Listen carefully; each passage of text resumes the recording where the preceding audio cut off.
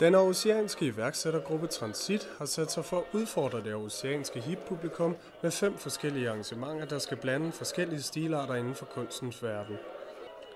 Torsdag aften foregik det på Godsbanen, hvor en freestyle-rapper og tegneseriekunstner møder hinanden i en dyst med tilnavnet Tegneserie Beats. Velkommen til Tegneserie Beats. Jeg vil gerne lige starte med at præsentere alle de fabelagtige talenter, vi har på scenen i aften. Først og fremmest DJ Turkman Soldier, som står for aftenens beats. Giv mig Og sidst, men ikke mindst, har vi Per Vers, som er kendt for at være en af Danmarks mest erfarne og bedste freestyle-rappere. Kom herop. Giv mig hånd.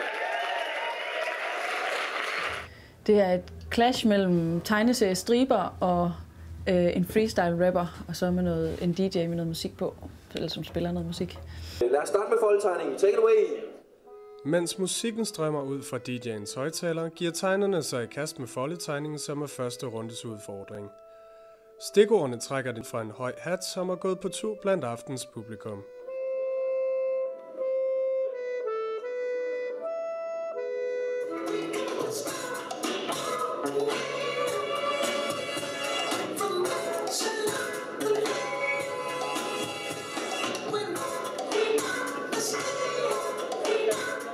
Det er en gruppe, der hedder Transit.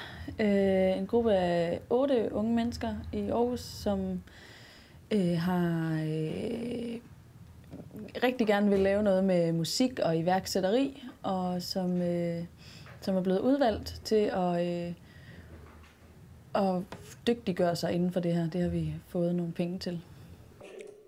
Til sidst får den danske rapper Per Vers lov til at fortælle sine historier om foldetegningen. Stregtegning, og udenfor skulle jeg hoppe over en indhegning, og så var der også brug for lidt gadefejning. Så hvis jeg ikke skal bruge nogen løgne, så må jeg lige prøve at kigge med begge mine 2 øjne.